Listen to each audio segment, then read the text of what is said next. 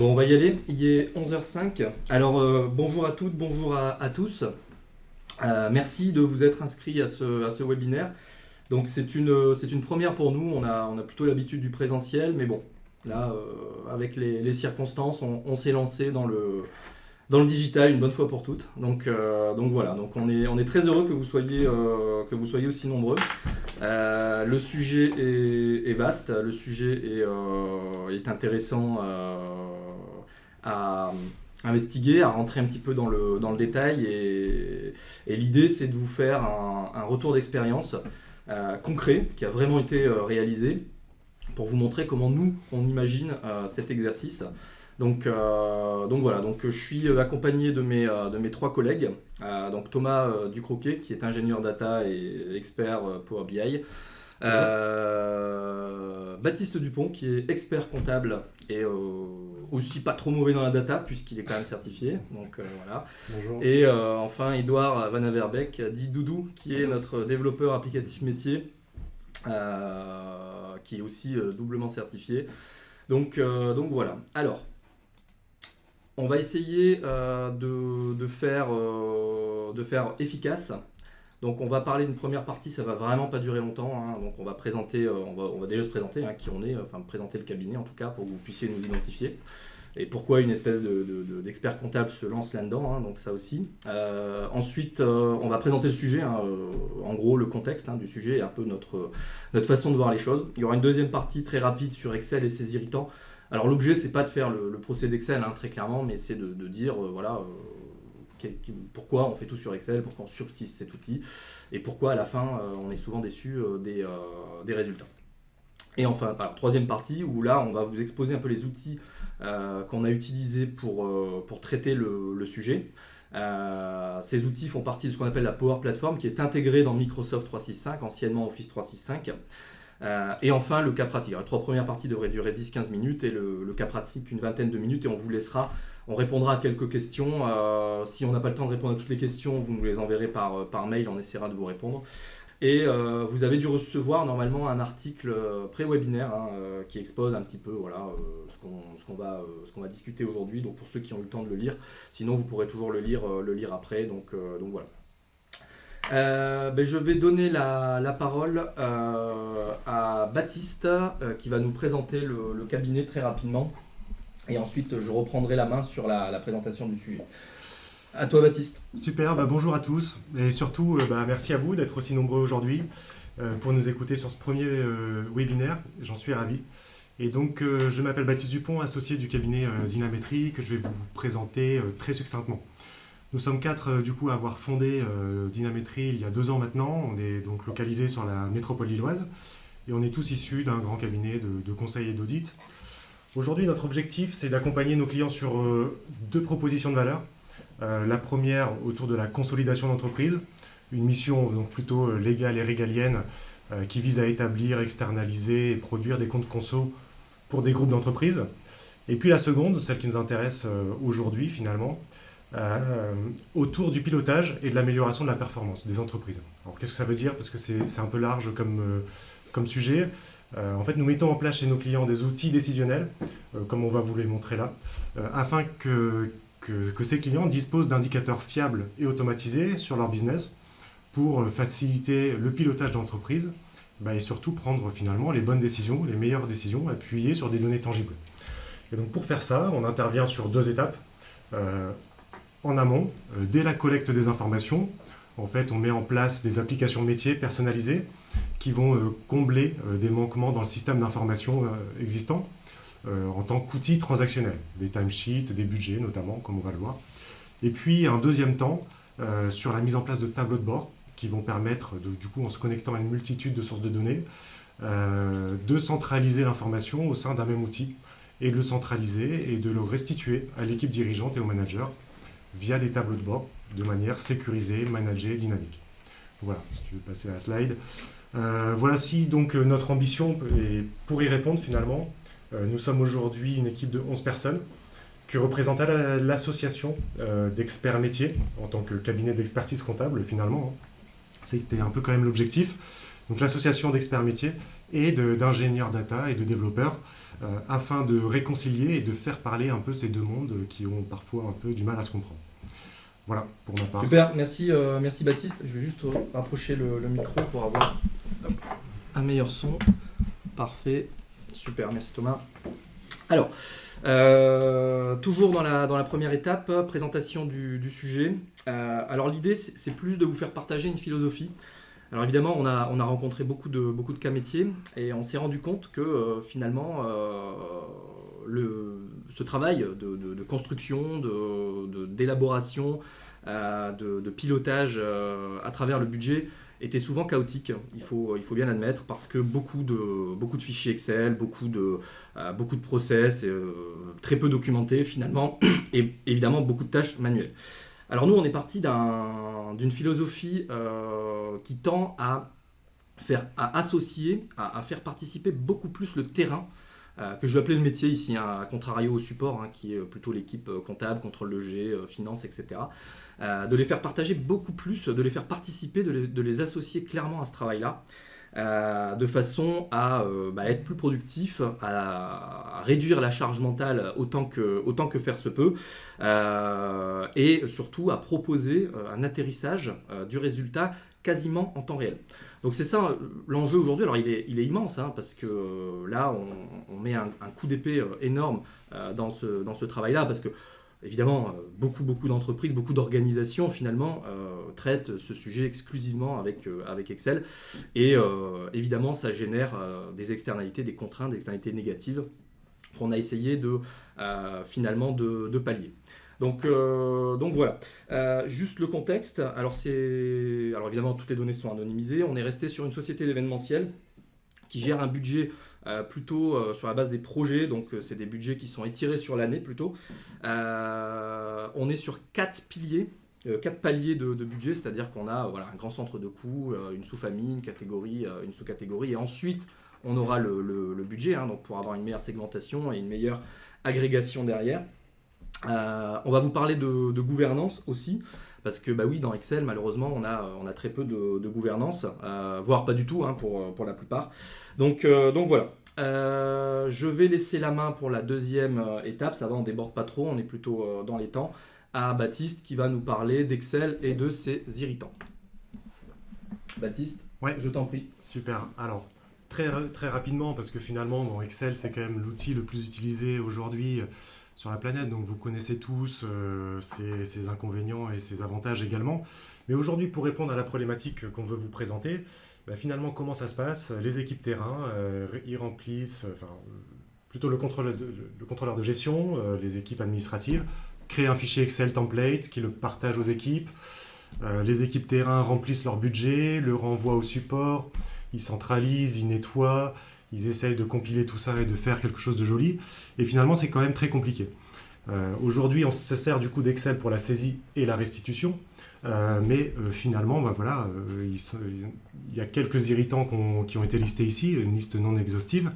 Mais évidemment, c'est assez peu sécurisé. On peut perdre des informations, supprimer une ligne, une colonne.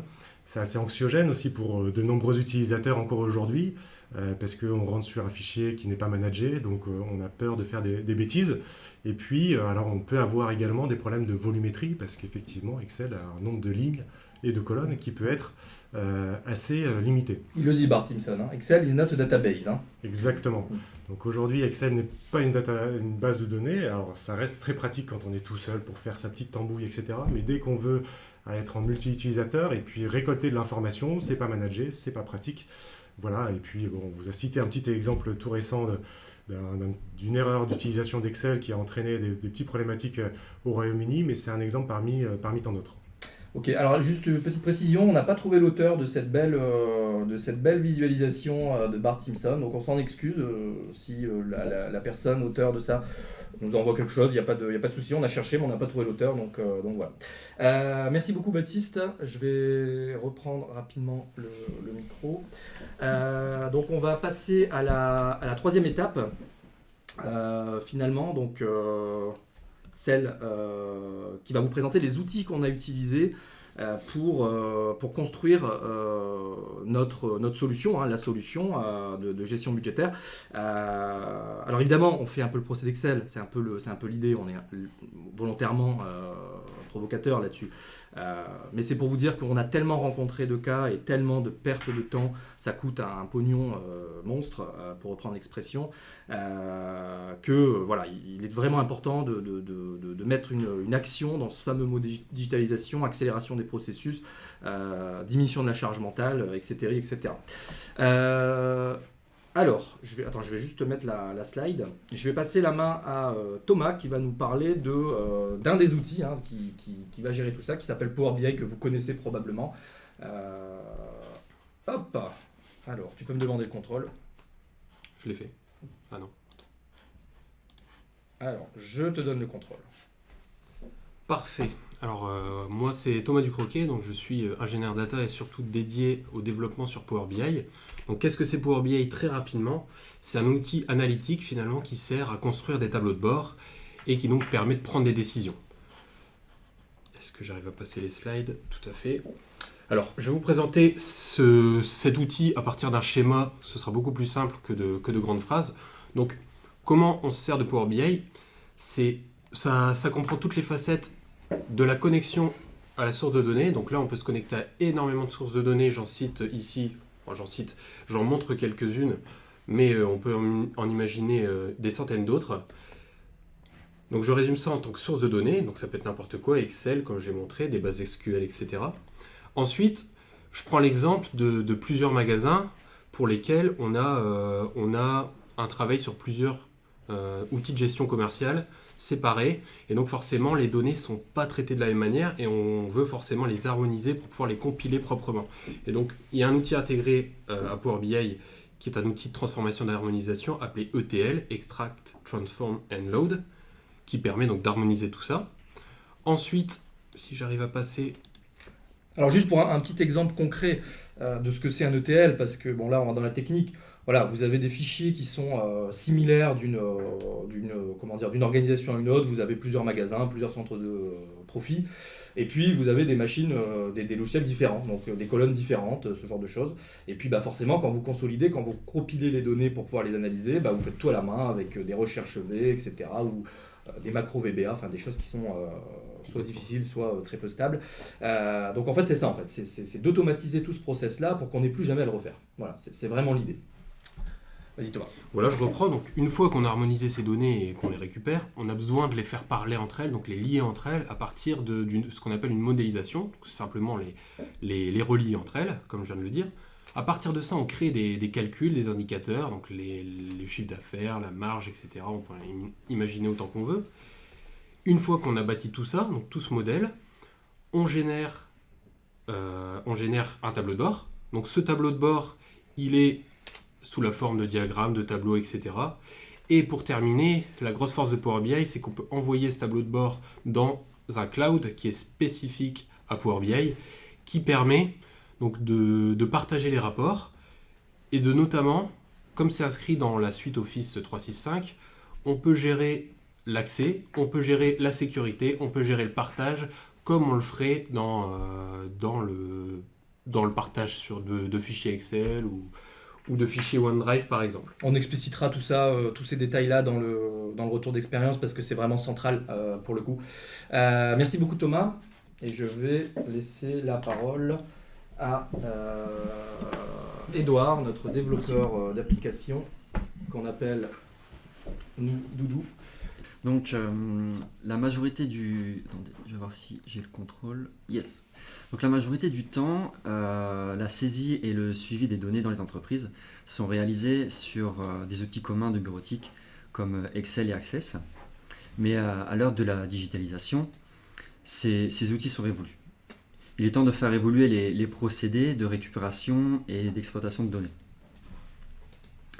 Donc, en effet, il y a les outils comme Excel et Access sont non managés et peuvent générer des risques de pertes et autres.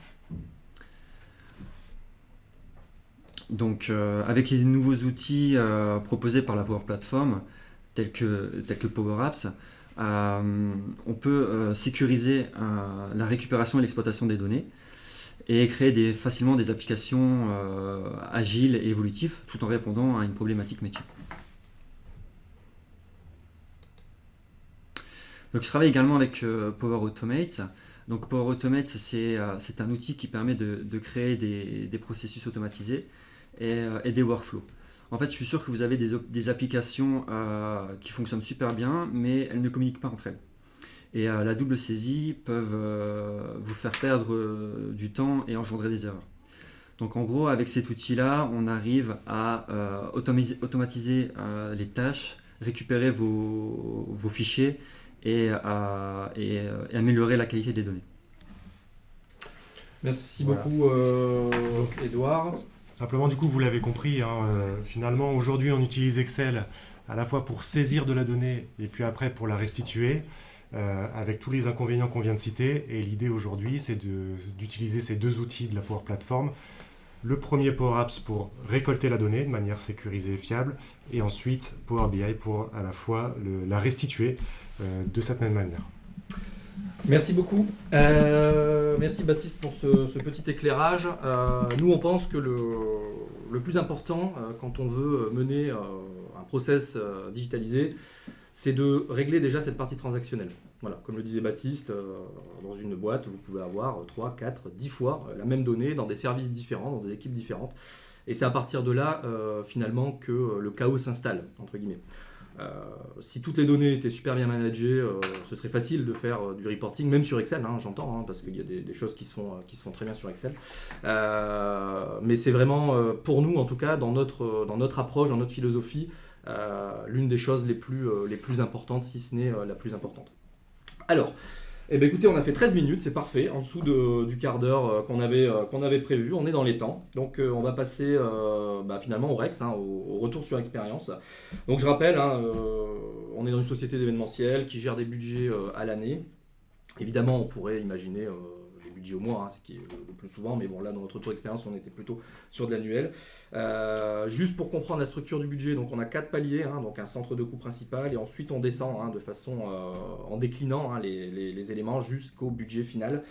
Donc voilà. Alors, je vais switcher d'écran et je vais passer sur le tableau de bord. Alors, parfait. Tout le monde voit mon écran? C'est bon? Impeccable. Ouais. Donc là, on est sur le retour d'expérience. Donc c'est la première page qui va nous donner des éléments. Alors juste pour préciser le propos, on a mis en place derrière beaucoup de gouvernance, beaucoup de sécurité, et on va vous faire des exemples concrets. Là aujourd'hui, on fait que du concret, clairement. Il n'y a rien de théorique, si ce n'est que les données ont été anonymisées. Donc évidemment, quand on observe un tableau de bord, un reporting, majoritairement, on ne peut pas avoir tous les mêmes droits. Parce que à un moment donné, il y a quand même de la donnée qui est sensible. Donc là, nous, on a fait ce cas-là. Donc Baptiste, qui jouera le rôle d'un manager, et moi, le rôle d'un super manager, entre guillemets, qui va un peu administrer, valider tout ça. Donc Baptiste, il n'aura pas accès aux frais de fonctionnement. Donc il n'aura pas accès au salaire, il n'aura pas accès au loyer, etc., etc. On peut imaginer, évidemment, toutes les ruptures que l'on souhaite, c'est pas un problème. Donc voilà. Alors là, j'ai ma première page. Donc on a voulu que ce soit très très simple. On n'aime pas trop encombrer les tableaux de bord parce qu'il faut que ce soit sympa, il faut que ce soit friendly pour l'utilisateur, parce que voilà, encore un des reproches qu'on peut faire sur Excel, c'est qu'on a tendance à trop en mettre. La synchronisation se fait pas très très bien, à moins d'utiliser des segments dédiés. Là, vous allez voir, peu importe où on tire, où on touche, entre guillemets, où on clique, vous allez avoir forcément une conséquence derrière. Alors, là, je suis sur une gestion budgétaire où j'ai déjà mon atterrissage, c'est ça le but. Quand on oppose un budget face à des données de production, l'idée c'est d'avoir un atterrissage en temps réel. Ça veut dire que je peux me trouver n'importe quand dans l'année, en janvier, en février, en mars, et je vais avoir mon atterrissage de fin d'année, à condition de suivre évidemment le budget que je me suis donné. Alors, on va rentrer dans la partie dépenses. Donc comme on peut le voir, on a, à l'heure où je vous parle, 729 000 euros de coûts qui ont été enregistrés en comptabilité ou qui sont dans un backlog, donc c'est dans une phase de transition. Et on avait un budget de 4 419 000 de prévu.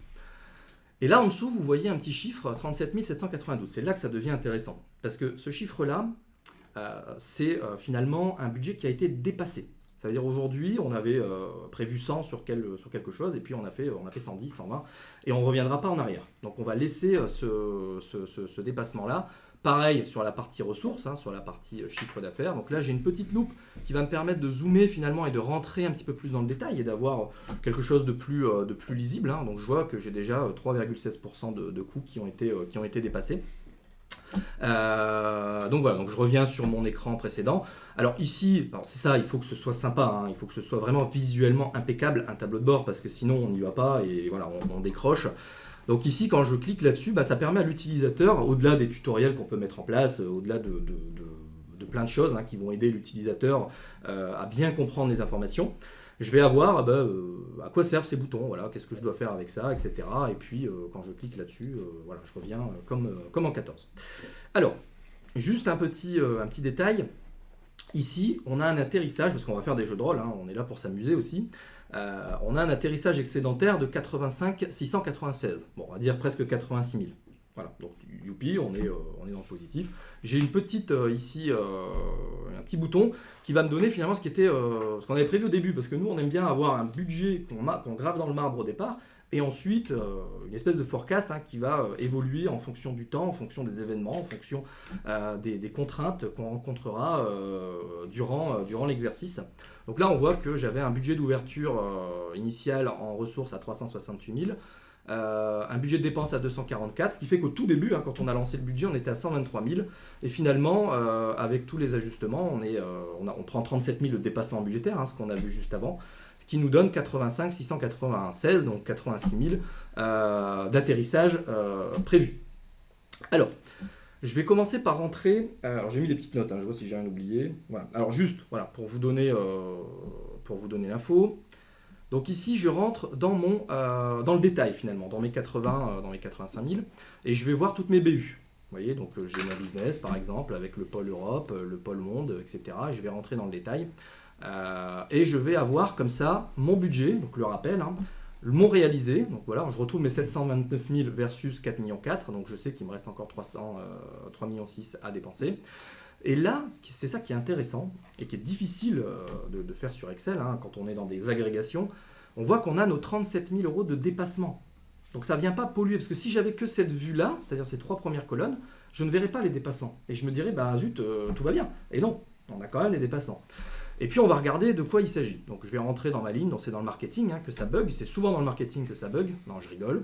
Donc je rentre dans le salon B2B, et là je me rends compte que finalement, dans partenariat PVMOM, j'avais 100 000 € de prévu et j'ai 125 000. Alors, c'est ça qui est intéressant. Comme on est en temps réel, ça va permettre, alors on peut mettre des systèmes d'alerte, etc., naturellement, mais ça va permettre à tout à chacun d'observer justement ces dépassements et d'agir. Alors ça peut être une mauvaise affectation, ça peut être un craquage, ça peut être ce qu'on veut, mais on a l'information tout de suite. On n'a pas besoin d'attendre que le contrôle de G ou le service support finance fasse tourner les routines avec toutes les externalités négatives que ça engendre.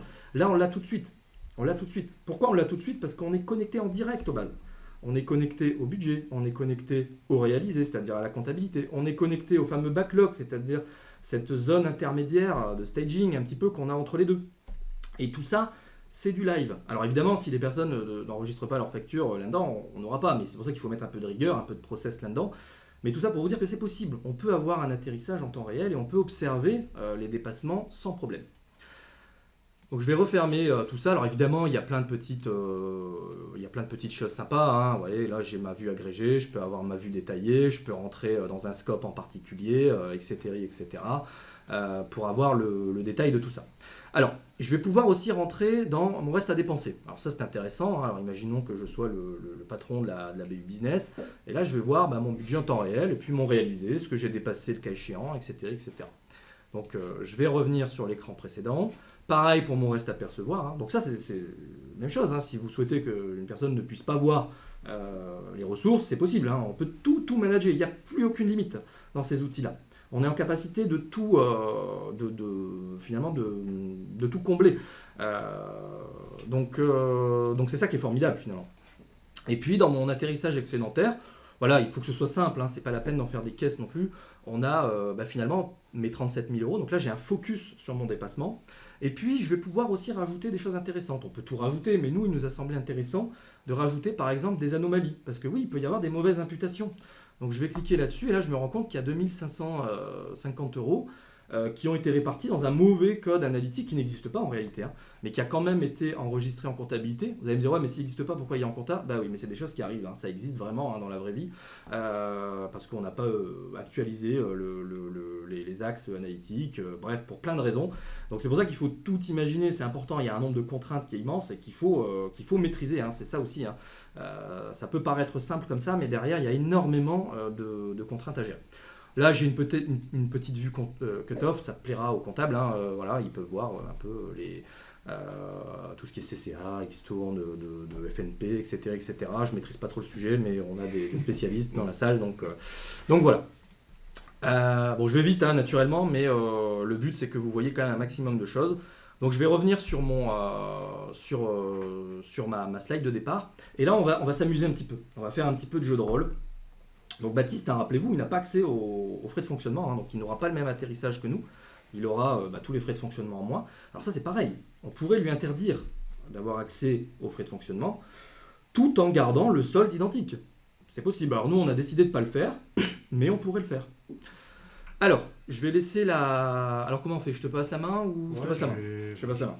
Alors Baptiste va nous faire... mon écran, du coup.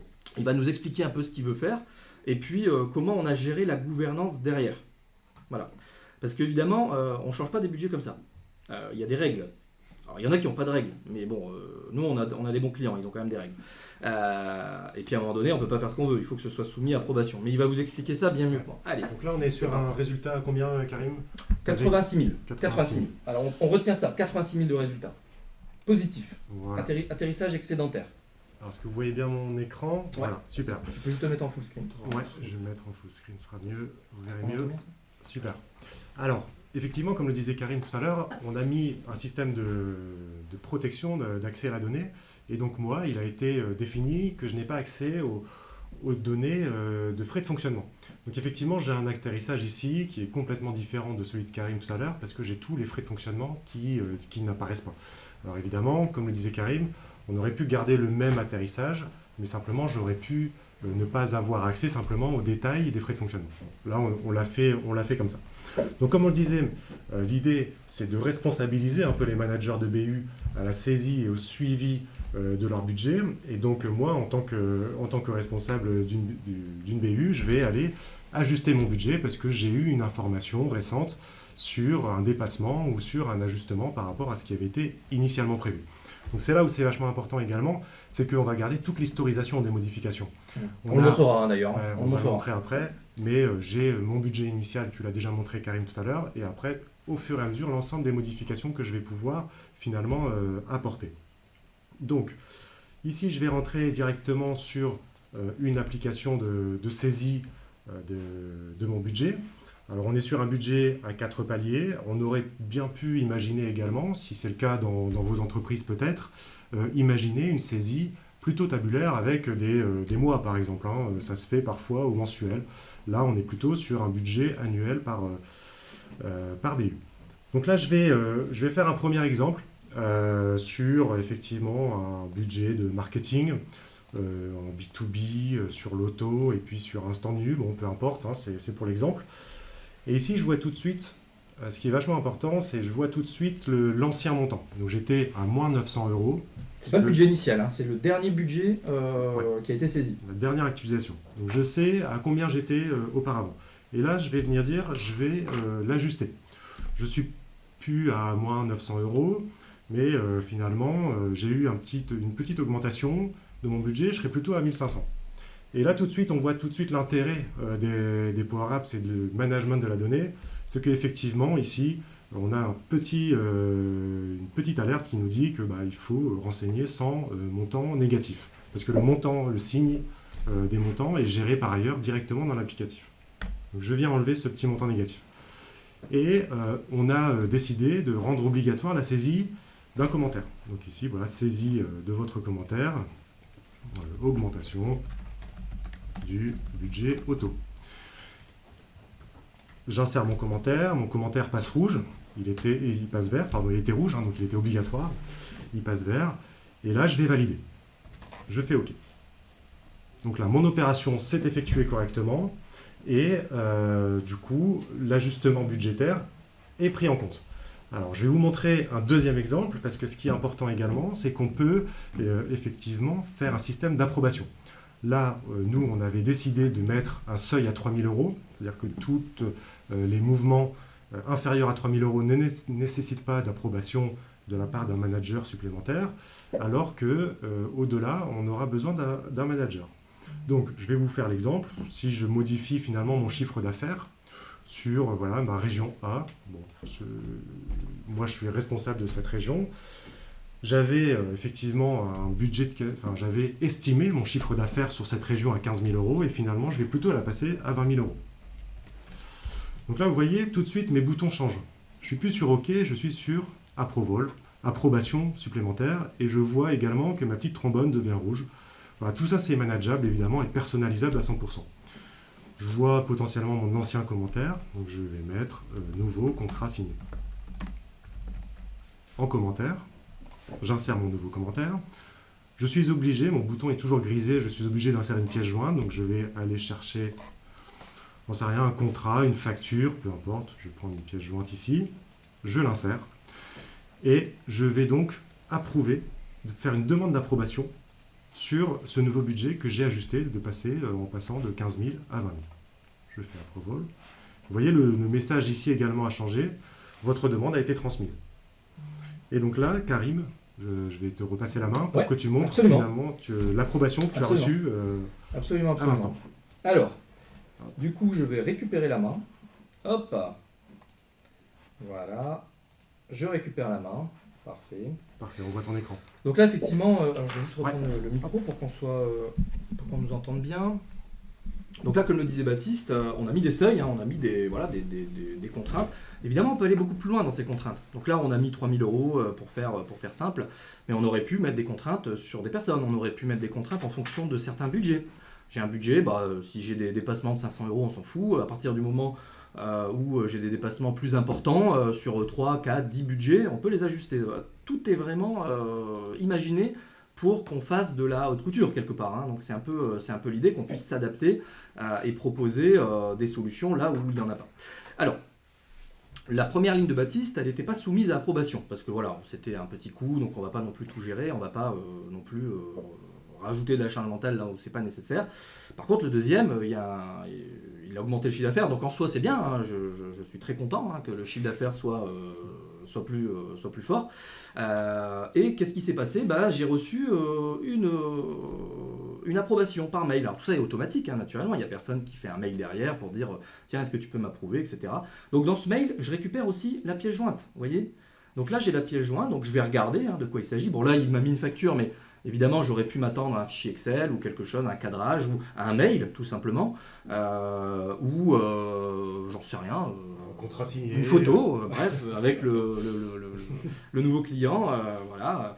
Alors, il me dit j'ai bougé le chiffre d'affaires de la région A, commentaire, nouveau contrat signé, ok. Et là, j'ai deux choix, soit j'approuve, soit je rejette. Alors, si je rejette, je ne verrai pas l'atterrissage, la réconciliation dans mon tableau de bord. Ça c'est sûr et certain. Et vous voyez aussi le numéro de Baptiste Dupont si ça vous intéresse. Au passage. Et je peux aussi l'approuver. Donc là je vais l'approuver, mais je vais lui dire de qui s'agit-il, parce qu'il ne me le met pas. Donc, et ça c'est son grand défaut, il ne me met jamais de qui il s'agit. Donc voilà, de qui s'agit-il, mais well done, quoi, bien joué. Donc, parce qu'il a quand même augmenté le chiffre d'affaires, donc il ne faut pas non plus charrier. Donc là, je vais faire envoyer, il va recevoir cette notification en disant le manager, il a validé ce que j'ai fait, donc c'est cool, tout va bien, on va pouvoir continuer. Donc j'ai toujours... alors il reçoit... Moi, je reçois de mon côté également comme quoi, l'information comme quoi bien sûr. Mon manager a validé ma modification budgétaire. Il ne faut pas le laisser dans le brouillard, hein, surtout pas. Évidemment, ces approbations-là, je peux les recevoir sur mon mobile, parce que bon, là, je l'ai reçu, je ne vais pas vous le montrer, parce que ça risque d'être un petit peu compliqué au téléphone. Et sur mon Teams, parce qu'évidemment, tout est interconnecté dans Office 365. Bon, je ne vais pas vous faire un plaidoyer là-dessus, mais il y a plein de façons de pouvoir aller observer ces données-là. Donc si je vais... alors je ne vais pas y aller parce que j'ai pas envie que vous voyez mon fil de conversation, parce que je dis beaucoup de bêtises, mais j'ai cette information-là qui me dit, voilà, c'est approuvé à telle date, machin. Et là, je vais vous montrer un truc sympa.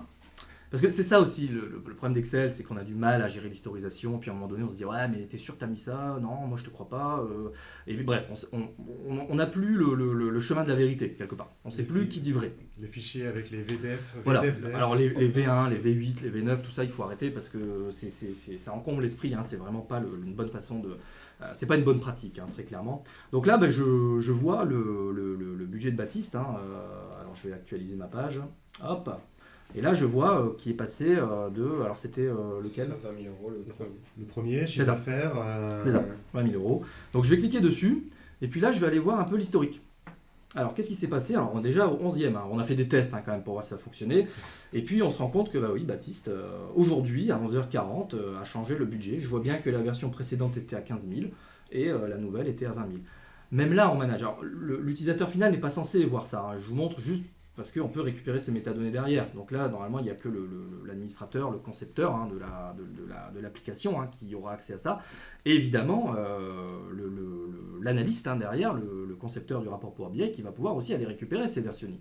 Donc ça, c'est assez intéressant de voir un peu. Et là, on peut dire, ah bah non, à telle date, à telle heure, tu m'as quand même mis ça, je te l'ai approuvé en plus. Donc on a quelque chose de sonnant et de trébuchant qui vient qualifier cette information-là. Allez, je retourne sur mon Power BI. Là, j'actualise mon dataset, hein, donc mon jeu de données sous-jacent. Hop. Alors, je l'actualise. J'espère qu'on ne sera pas victime de l'effet démo. Hein. Il va bien, visiblement. Ah si, bah non, mais c'est bon en fait. C'est complètement bon. C'est parce que Baptiste, il a mis des coûts au départ et ensuite il a rajouté 5 000 euros sur le chiffre d'affaires.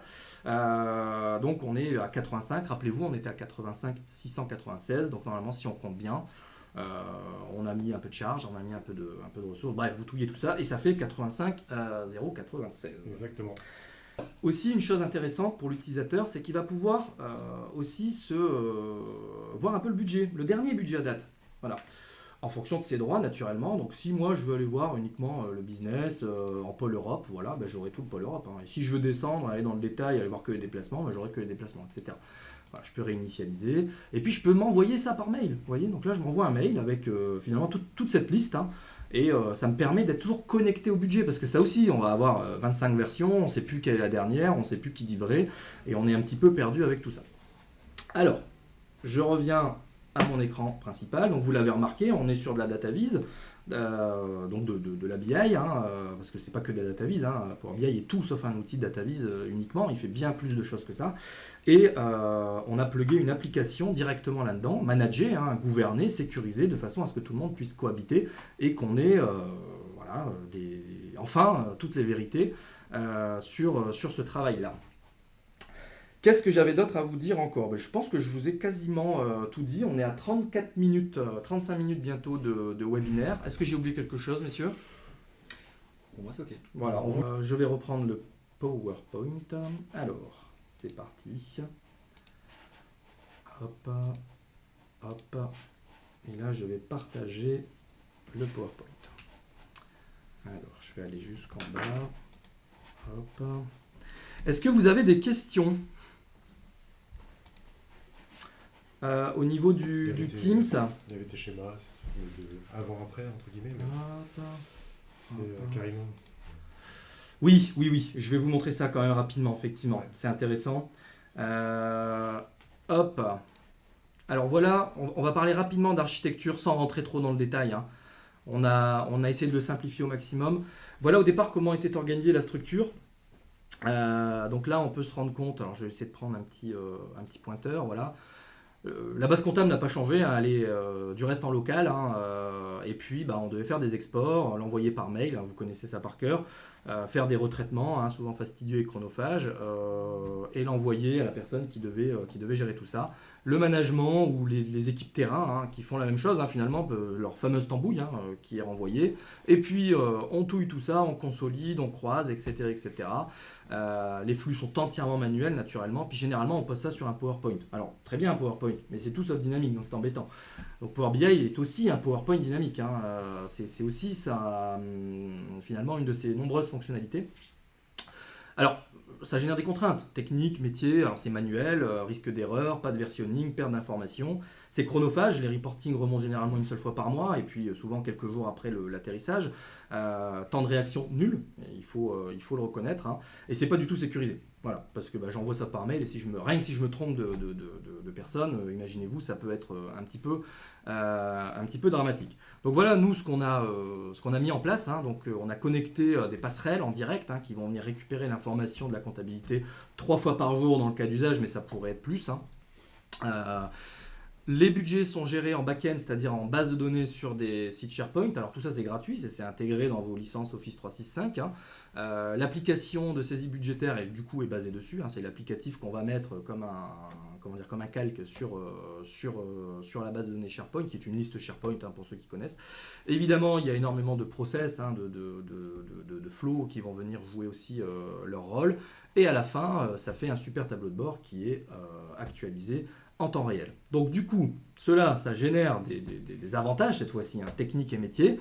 Donc c'est automatisé, pas de risque d'erreur, historisation des versions, on vous l'a montré, moins de pertes, pas de perte d'informations normalement, mais après c'est pareil, même les listes SharePoint, ça se manage aussi, c'est un vrai job aussi derrière, ça ne sert pas juste de réceptacle, il faut aussi pouvoir le paramétrer. Les remontées d'informations se font en temps réel et le temps de réaction est optimum parce que quand je vois un truc bizarre, j'ai la pièce, j'ai tout. Oui, c'est ça que je ne vous ai pas montré aussi, parce que voilà, mais je vais vous montrer rapidement. Hop. Je vais rentrer dans mon tableau de bord et puis je me dis tiens, il y a un truc bizarre ici, voilà, dans Bruxelles. Je suis tombé dessus par hasard, n'y voyez pas de. Et là, je vais aller voir, tiens, mes écritures comptables, ce que j'ai là-dessus. Bon, j'en ai pas. Il n'y a rien qui est passé en comptabilité. Donc je vais aller dans quelque chose, voilà, là il y a des trucs qui sont passés vraisemblablement en Allemagne. Je fais un petit clic droit, je vois, hop, et je récupère toutes les écritures comptables en fait, avec le montant final, le nombre de factures, et puis j'ai ici aussi quelques insights qui vont me donner en volume et en valeur ces éléments-là. Bon, il y a plein de petits trucs cachés aussi qu'on n'a pas eu le temps de montrer nécessairement. Donc voilà pour la nouvelle architecture qui se veut beaucoup plus digitale, beaucoup moins risquée et beaucoup moins chronophage surtout. Alors je vais revenir à mon écran de départ. Question sur Power Apps. Alors, question sur Power Apps. Est-ce que... Attends, je vais essayer de la citer quand même. Alors, je la vois pas. Une idée de la tarification Power Apps et Power Automate. Je vais laisser du coup notre spécialiste répondre. En termes de tarifs pour Power Apps et Power Automate, ces outils sont inclus dans vos licences Microsoft 365. Donc en gros, l'utilisation et l'exploitation des logiciels, des applications sont gratuites. Et c'est une excellente nouvelle. Parce que quand c'est gratuit, c'est encore meilleur. C'est ça qui est intéressant. Ça veut dire qu'il n'y a pas les abonnements supplétifs à 10 € par mois, 15 € par mois par utilisateur, etc. etc. On est dans le plan de Microsoft et je crois que Power Apps est disponible sur quasiment tous les plans, donc comme le disait Edouard. Donc voilà, et c'est ça qui est intéressant. Les flows, je crois qu'on en a 10 000, je crois, ou 5 000, un truc comme ça par tête. Alors nous, c'est pareil, les flows, ils partent sur un profil ciblé. S'il faut allouer plus de crédit là-dessus, on le fait, mais on est sur des coûts relativement faibles, très clairement. Alors, c'est synchronisé en live, c'est une mise à jour de l'outil une fois par jour. Non, c'est du live. On l'a montré de toute façon pendant la démo. C'est complètement du live. Et sur la compta, c'est 3 actualisations par jour, mais on peut en imaginer plus. Donc après, tout dépend des plans. Je ne vais pas rentrer dans le détail parce que j'ai pas envie que ce soit trop technique, parce qu'évidemment, ça dépend de ce que vous avez comme licence dans Power BI. Est-ce que vous êtes en pro, est-ce que vous êtes en premium, en per user, enfin bref. Alors, bonjour, merci pour cette excellente présentation. Merci beaucoup. Merci. Ça me touche. En plus, vous avez le même prénom que moi, donc c'est encore plus sympa. Combien de temps faut-il prévoir pour développer une telle application à peu près ? Eh ben, tout dépend, je vais faire une réponse de Normand, hein, tout dépend du travail à faire, du nombre de personnes. C'est très difficile de répondre à cette question. Là, je crois qu'on a mis, Doudou, je sais plus, une vingtaine de jours de dev, je pense, là-dessus. Et puis à peu près 5-6 jours sur Power BI, qui n'est pas la chose la plus importante là-dessus, mais qui est quand même ce qu'on va voir à la fin. Donc tout dépend, vous êtes entre... alors nous, généralement, nos projets vont de 20 à 120 jours en fonction des boîtes, en fonction des contraintes. Par contre, là où on a appris beaucoup de choses, c'est l'accompagnement, hein. Donc la dernière phase, hein, le dernier run. Ne sous-estimez jamais l'accompagnement des équipes parce que mine de rien, il y a quand même un changement total de paradigme et il faut oublier personne, donc il faut renforcer l'apprentissage, les tutos, etc., etc. C'est ça qui prend le plus de temps, hein. En réalité, c'est pas trop le dev, hein. Le dev ça va assez vite. C'est surtout cette partie accompagnement et formation derrière qu'il faut surtout pas négliger. Y a-t-il d'autres questions? Allez-y, hein, ne soyez pas timide, hein, allez-y. Allez-y. Ou revenir sur un point.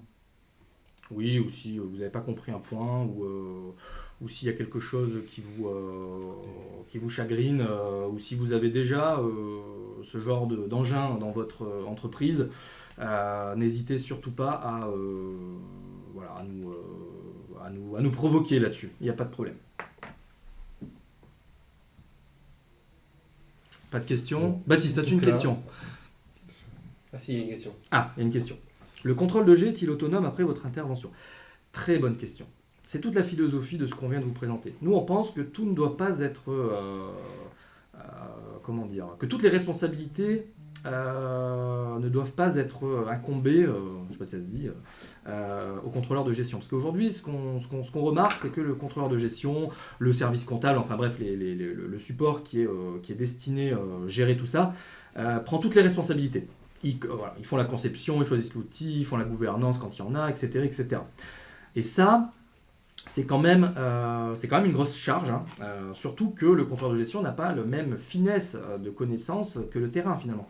C'est pour ça qu'on veut associer d'autant plus le terrain en direct, en live là-dessus, pour qu'il ait aussi cette réconciliation et cet impact immédiatement dans ce travail-là. C'est central. Maintenant, est-ce qu'il est autonome après? Ça dépend de son niveau. Mais généralement, tout dépend de la taille de l'entreprise aussi. Si vous êtes plutôt dans une PME classique, etc., généralement, c'est la direction financière qui va gérer tout ça, l'admin, etc. C'est pas très compliqué, hein. Faut juste être au courant de ce qu'on peut faire.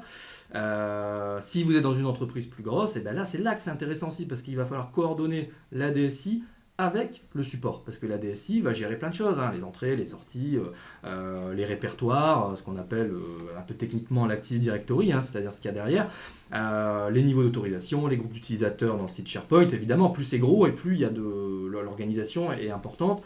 Qui va gérer l'administration du SharePoint, qui va concepter et va développer la Power Apps. Il faut que tout ça se soit bien évidemment bien géré. Et puis si derrière on n'a pas une liste SharePoint, on peut avoir des bases de données. Et là évidemment il faut qu'on ait un DBA qui gère tout ça. Mais dans les petites structures comme celle qu'on vient de vous présenter, c'est une personne qui gère tout ça, hein. Donc elle est formée, elle fait les entrées, les sorties, voilà. Et c'est elle qui met à jour, mais évidemment il n'y a plus de travail manuel derrière, hein. Ça veut dire qu'on ne fait plus de tableau de bord, etc. Sauf si on veut ajouter un insight supplémentaire, mais tout ça on le gère plus, hein. Donc c'est un temps important qui est dégagé, un ROI fabuleux, et derrière on fait ce que moi j'ai toujours appris à l'école, hein, contrôleur de gestion. Il est là plutôt pour faire de l'analyse d'écart, pour présenter un peu ce qui se passe et chercher un peu les atypies, et voilà, être connecté à la stratégie finalement. Donc c'est ça qu'on attend d'un contrôleur de gestion. Aujourd'hui, beaucoup d'enquêtes nous disent qu'entre 50 et 80% du travail d'un contrôleur de gestion ou assimilé, finalement, est dévoyé à faire quoi? De la mécanique, de la couture, copier, coller, supprimer. Et c'est ça qu'on veut annuler, hein, quelque part, hein, qu'on veut stopper. En tout cas, nous, on peut proposer effectivement un accompagnement à la formation pour que le contrôleur de gestion devienne autonome sur les modifications et du paramétrage. Ça, aujourd'hui, on est Datadocké et Calliope, donc on peut animer des formations pour le rendre autonome à la fin de la mission. Ou sinon, effectivement, on peut imaginer un accompagnement plus long terme avec une sorte de TMA pour que nous, on garde la main, effectivement, et vous assurer c'est quand même une assurance complémentaire, une fonctionnalité permanente de l'outil. Voilà, c'est à vous de voir. Si vous avez des gens capables de faire ce job-là, ou qui ont envie, ou qui ont une charge suffisante, vous le faites. Sinon, comme le dit Baptiste, on peut toujours faire ce qu'on appelle du service manager, hein, et nous donner la main là-dessus sans problème. Alors, il y a deux questions. L'opérationnel, le commercial ou le marketing peut-il modifier directement les montants ou apporter des modifications en cas d'erreur? Alors oui, il peut modifier les montants. Maintenant, Si on lui donne les droits déjà. ouais, c'est toujours pareil. Mais à partir du moment où on est-ce qu'il y a une approbation derrière? Voilà, ça c'était pendant la démo, mais ça c'est la gouvernance de l'entreprise qui décide. Où sont les seuils, qui peut faire quoi, qui peut voir quoi. Donc voilà. Et la deuxième partie de la question, c'était apporter des modifications en cas d'erreur. Très bonne question. Parce que oui, si je vois qu'il y a une erreur, comment je fais? Ça aussi, il faut le processer, il faut le mettre en place. Je vois qu'il y a une mauvaise imputation, là je ne peux plus rien faire en tant qu'opérationnel. Donc je peux toujours libérer un bouton en plus pour me dire tiens, je vais pouvoir envoyer cette information directement au service compta ou à la personne associée pour faire ça. Donc excellente question. Nous on ne l'a pas prévu, mais oui, on pourrait clairement mettre ça en place. Alors, au niveau des codes analytiques, sont-ils gérés dans l'outil comptable ou affectés en dehors de l'outil comptable? Je pense à des petites entreprises qui n'ont pas mis en place de codes analytiques. Ok.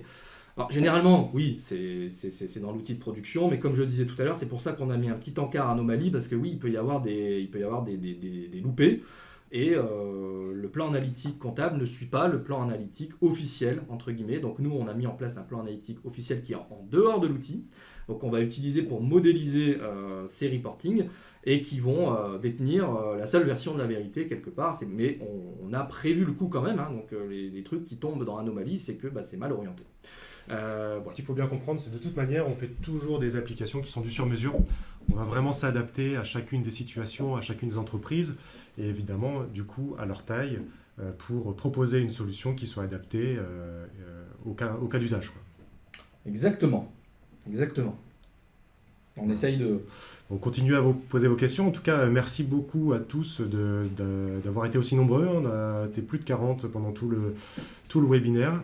Donc pour un premier, c'est une réussite, et on continuera à en animer à l'avenir. Très certainement. Oui, c'est notre premier, et on le fera certainement sur d'autres cas d'usage, parce que on est très métier, on veut rester métier. Alors évidemment, on a des développeurs, hein, qui gèrent un peu tout ça, mais n'oubliez pas que le métier est central, et que c'est le métier qui donne le là, c'est le métier qui rédige un petit peu le cahier des charges. Donc c'est très très important d'avoir ça en tête, et surtout de faire le maximum d'efforts pour que la communication entre le support, entre le métier et l'IT, les développeurs, parce que demain, dans les entreprises, il y aura des développeurs comme ça, c'est évident, hein, ou des concepteurs de rapports Power BI. Donc il faut mettre en place beaucoup de choses quand même pour que tout ça fonctionne bien. Et n'oubliez pas, pour le mot de la fin, le déploiement, la formation, l'acculturation, la confiance des uns et des autres est fondamentale. Voilà. Et évidemment, si vous avez des besoins, n'hésitez pas à nous contacter. Vous avez nos coordonnées ici qui s'affichent. Et puis on serait ravis de pouvoir vous rencontrer et vous proposer des solutions. C'est ça. Il est temps pour nous de vous souhaiter bon appétit, et à bientôt pour des prochains webinaires, assurément. Au revoir. Merci à tous. Au revoir. Salut. Merci.